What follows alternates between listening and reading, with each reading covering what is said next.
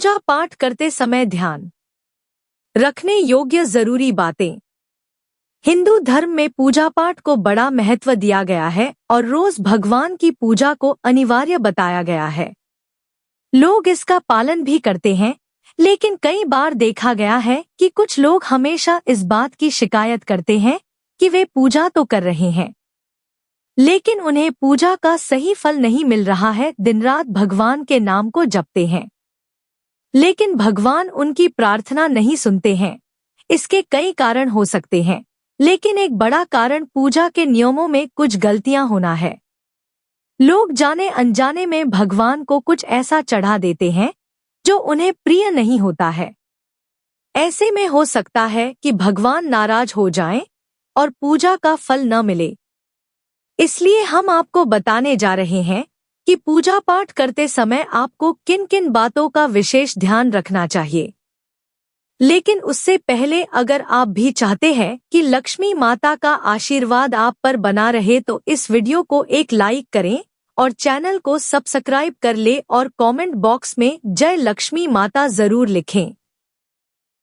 किसी भी भगवान के पूजन में उनका आवाहन करना या आमंत्रित करना, ध्यान करना, आसन देना, स्नान करवाना, धूप दीप जलाना, अक्षत या चावल, कुमकुम, चंदन, पुष्प या फूल, प्रसाद आदि अनिवार्य रूप से होना चाहिए। पूजन में पान का पत्ता भी रखना चाहिए। ध्यान रखें, पान के पत्ते के साथ इलायची, लौंग, गुलकंद आदि भी चढ़ाना चाहिए। पूरा बना हुआ पान चढ़ाएंगे तो श्रेष्ठ रहेगा। देवी देवताओं को हार, फूल, पत्तियां आदि अर्पित करने से पहले एक बार साफ पानी से अवश्य धो लेना चाहिए। सभी प्रकार की पूजा में चावल विशेष रूप से चढ़ाए जाते हैं। पूजन के लिए ऐसे चावल का उपयोग करना चाहिए जो अखंडित, पूरे चावल हो यानी टूटे हुए ना हो। चावल चढ़ाने से पहले इन्हें हल्दी से पीला करना बहुत शुभ माना गया है। इसके लिए थोड़े से पानी में हल्दी घोल लें और उस घोल में चावल को डुबोकर पीला किया जा सकता है। पूजन कर्म में इस बात का विशेष ध्यान रखें कि पूजा के बीच में दीपक बुझना नहीं चाहिए। ऐसा होने पर पूजा का पूर्ण फल प्राप्त नहीं हो पाता है। भगवान विष्णु को प्रसन्न करने के लिए पीले रंग का रेशमी कपड़ा चढ़ाना चाहिए। माता दुर्गा, सूर्यदेव व श्री गणेश को प्रसन्न करने के लिए लाल रंग का, भगवान शिव को प्रसन्न करने के लिए सफेद वस्त्र अर्पित करना चाहिए। किसी भी प्रकार के पूजन में कुल देवता, कुल देवी, घर के वास्तु देवता, ग्राम देवता आदि का ध्यान करना भी आवश्यक है। इन सभी का पूजन भी करना चाहिए। पूजन में हम जिस आसन पर बैठते हैं उसे पैरों से इधर उधर खिसकाना नहीं चाहिए। आसन को हाथों से ही खिसकाना चाहिए। यदि आप प्रतिदिन घी का एक दीपक भी घर में जलाएंगे तो घर के कई वास्तु दोष भी दूर हो जाएंगे। सूर्य, गणेश, दुर्गा, शिव और विष्णु ये पंचदेव कहलाते हैं। इनकी पूजा सभी कार्यों में अनिवार्य रूप से की जानी चाहिए। प्रतिदिन पूजन करते समय इन पंचदेव का ध्यान करना चाहिए। इससे लक्ष्मी और सुख समृद्धि की प्राप्ति होती है। 11 तुलसी के पत्तों को 11 दिनों तक बासी नहीं माना जाता है। इसकी पत्तियों पर हर रोज जल छिड़क कर पुनः भगवान को अर्पित किया जा सकता है। तुलसी के पत्तों को बिना स्नान किए नहीं तोड़ना चाहिए। शास्त्रों के अनुसार यदि कोई व्यक्ति बिना नहाए ही तुलसी के पत्तों को तोड़ता है तो पूजन में ऐसे पत्ते भगवान द्वारा स्वीकार नहीं किए जाते हैं। 12 दीपक हमेशा भगवान की प्रतिमा के ठीक सामने ही लगाना चाहिए। कभी कभी भगवान की प्रतिमा के सामने दीपक न लगाकर इधर उधर लगा दिया जाता है, जबकि यह सही नहीं है।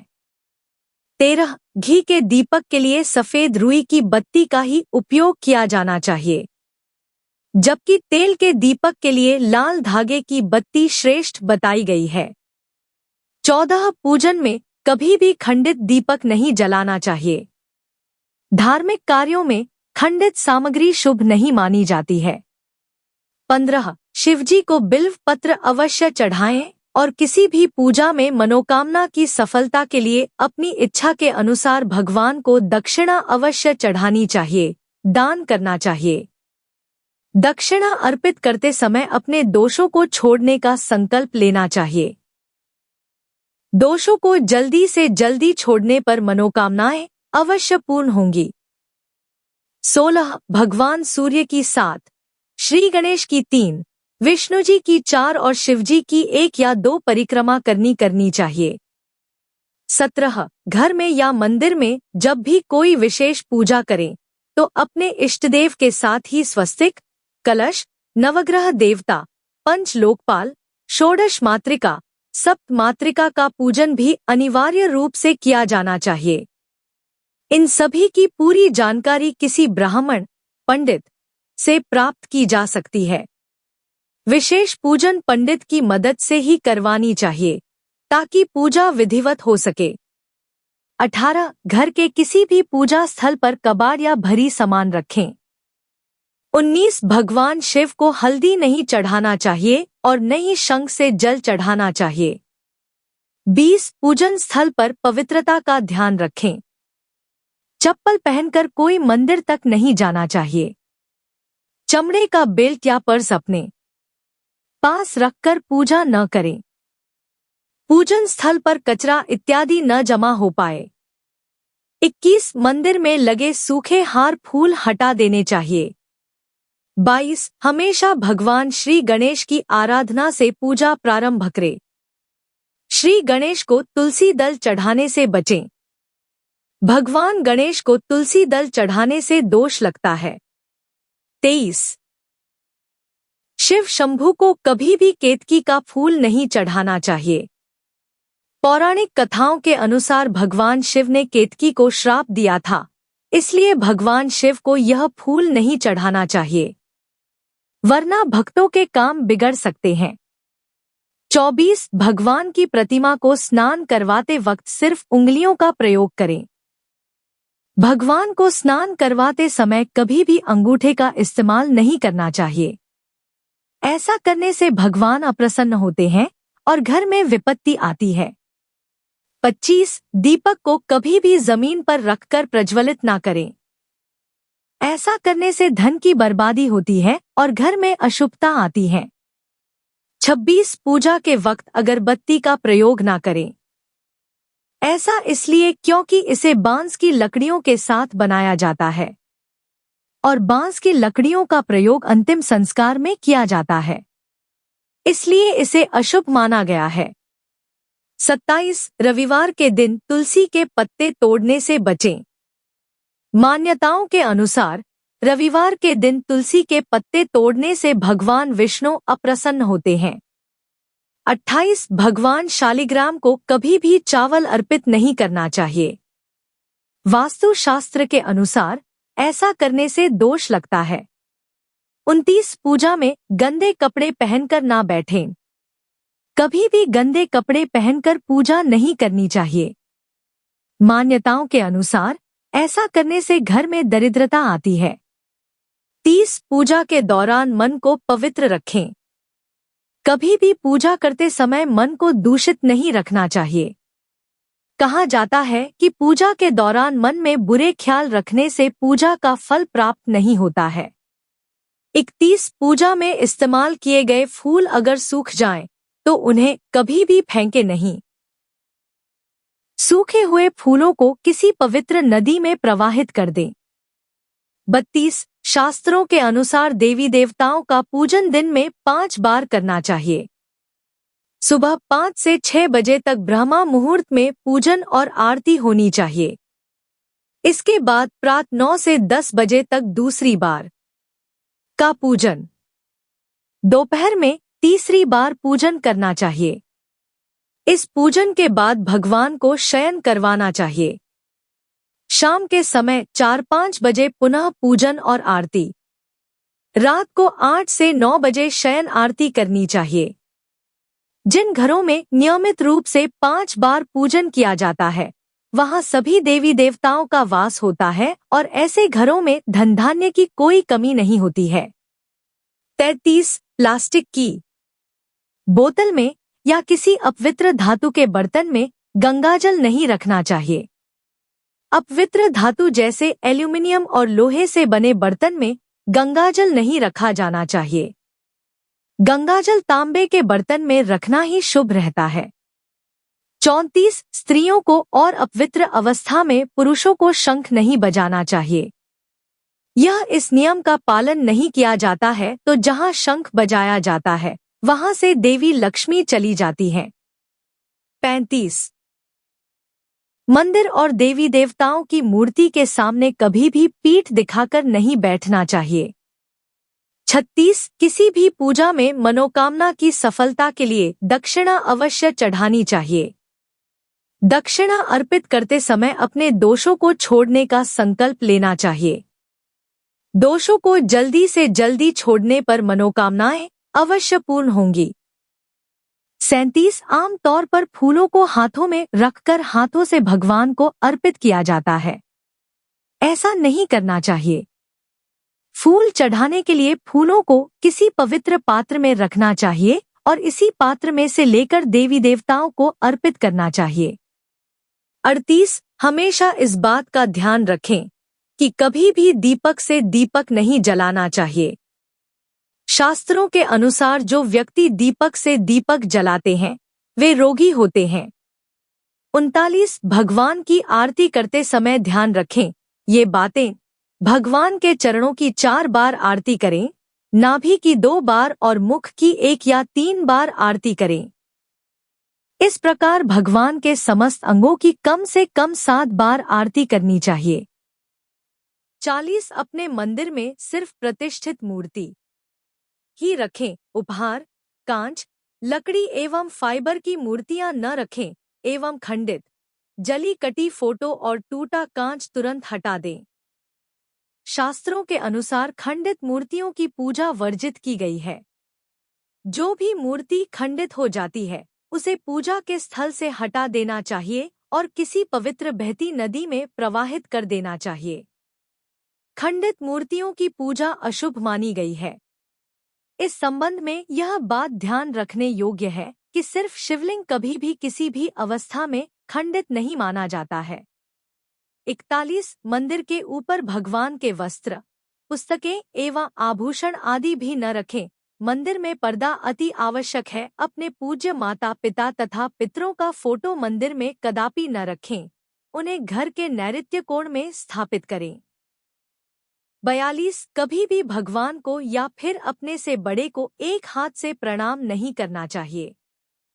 इसके साथ ही यह भी ध्यान रखें कि सोए हुए व्यक्ति का चरण स्पर्श नहीं करना चाहिए।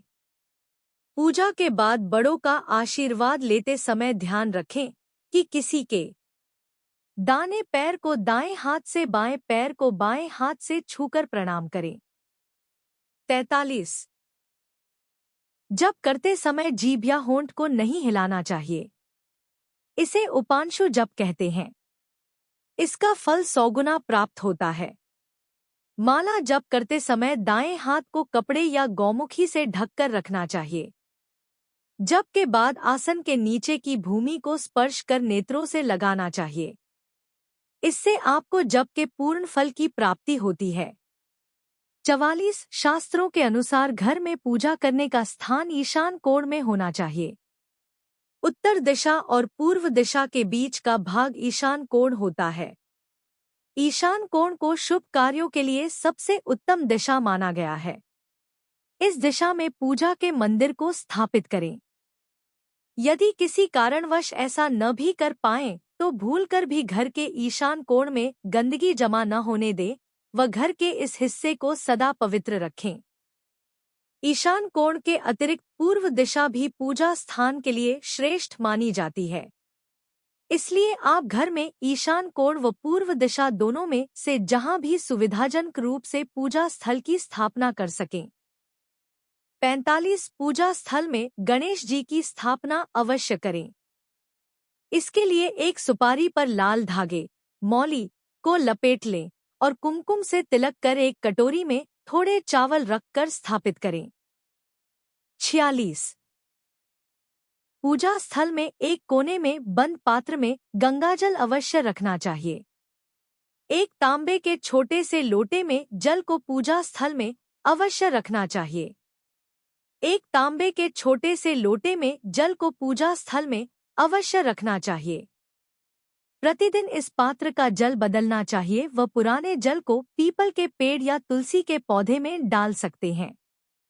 47। पूजा के स्थान में एक देव की सिर्फ एक ही प्रतिमा रखें। यदि आपके पास एक देव की एक से अधिक प्रतिमा पूजा स्थल में है तो उन्हें घर में कहीं भी दीवार आदि पर लगा सकते हैं, किंतु पूजा स्थल में एक देव की एक ही प्रतिमा रखें। 48। घर में पूजा के स्थान पर कभी भी बड़ी मूर्तियां नहीं रखनी चाहिए। बड़ी मूर्तियों में प्राण प्रतिष्ठा होना अनिवार्य हो जाता है, इसलिए बड़ी मूर्तियां मंदिर के लिए ही उचित हैं। पूजा स्थल में छोटी मूर्ति रख सकते हैं। 49। पूजा करने के स्थान पर भूलकर भी अपने पितृदेव, स्वर्गीय माता, पिता या गुरु की फोटो न लगाएं। उनका स्थान अलग रखें। 50। पूजा स्थल में कूड़ा कचरा एकत्रित न होने दें। प्रतिदिन पूजा घर की सफाई करें। 51। अगर आपने पूजा घर में कोई मूर्ति की स्थापना की हुई है तो ध्यान दें, मूर्ति का कोई भी हिस्सा खंडित नहीं होना चाहिए। मूर्ति खंडित होने पर तुरंत उसे वहां से हटा दें। खंडित मूर्ति को बहते जल में विसर्जित कर सकते हैं। 52। पूजा के समय यदि संभव हो तो शुद्ध देसी गाय के घी का प्रयोग करें व भोग लगाने के लिए अग्नि में गाय के गोबर के कंडों, उपलों का ही प्रयोग करना उत्तम माना गया है। 53। पूजा पाठ के समय दीपक कभी भी बुझना नहीं चाहिए। शास्त्रों में यह एक बड़ा अपशगुन माना गया है। 54। पूजा पाठ के समय गुग्गल युक्त धूप बत्ती का प्रयोग करें। गुग्गल घर के वातावरण को शुद्ध और घर से नकारात्मक ऊर्जा या बुरे दोष को दूर करती है। 55। रात्रि को सोते समय पूजा स्थल को लाल पर्दे द्वारा ढक दे व सुबह होने पर पर्दे को हटा दें। 56। पूजा करते समय भगवान को फूल चढ़ाना शुभ माना जाता है। कुछ फूल देवी देवताओं को विशेष रूप से प्रिय होते हैं और फूल चढ़ाते समय इस बात का ध्यान रखना चाहिए। जैसे दुर्गा माँ को लाल और भगवान विष्णु को पीले रंग के ही फूल चढ़ाने चाहिए। पूजा में कभी भी बासी फूल नहीं चढ़ाने चाहिए, यह अशुभ माना जाता है। 57। पूजा में इस्तेमाल कलश या जल के लोटे को हमेशा ईशान कोण में रखना चाहिए। दीपक और कलश को एक दूसरे के बिल्कुल पास कभी ना रखें, वरना इसके दुष्प्रभाव झेलने पड़ते हैं। 57। पूजा हमेशा आसन पर बैठकर ही करना चाहिए। आसन पर बैठकर पूजा ना करने से इसका फल नहीं मिलता है। आसन के रंग का चुनाव आपको अपनी राशि के हिसाब से ही करना चाहिए। 59। भगवान के भजन कीर्तन या आरती के दौरान हर तरीके से वहां उपस्थित रहें। इस दौरान किसी से बातचीत करने से पूजा का फल नहीं मिलता है। पूजा की सामग्री को लेकर कभी भी दिखावा ना करें। 60। आप पूजा किनकी करने जा रहे हैं, उस हिसाब से आसन का चुनाव करें। पूजा शुरू करने से पहले देखें कि आसन किस चीज का है, किस रंग का है, क्योंकि अलग अलग रंग के आसन का अपना अलग महत्व है। कोशिश करें कि कंबल या ऊन से बने आसन का ही प्रयोग करें। धन की देवी माता लक्ष्मी, माँ दुर्गा और हनुमान जी की पूजा करने जा रहे हैं तो लाल रंग के आसन का प्रयोग करें। अगर मंत्र सिद्धि की पूजा करनी है तो कुशा से बने आसन को श्रेष्ठ माना गया है। यह तमाम जानकारी जनरुचि को ध्यान में रखकर दी जा रही है। ज्योतिष और धर्म के उपाय और सलाहों को अपनी आस्था और विश्वास पर आजमाएं। वीडियो का उद्देश्य मात्र आपको बेहतर सलाह देना है। इस संदर्भ में हम किसी प्रकार का कोई दावा नहीं करते हैं। दोस्तों, अगर ये जानकारी उपयोगी लगी तो लाइक, कमेंट, शेयर और चैनल सब्सक्राइब करना न भूलें। धन्यवाद।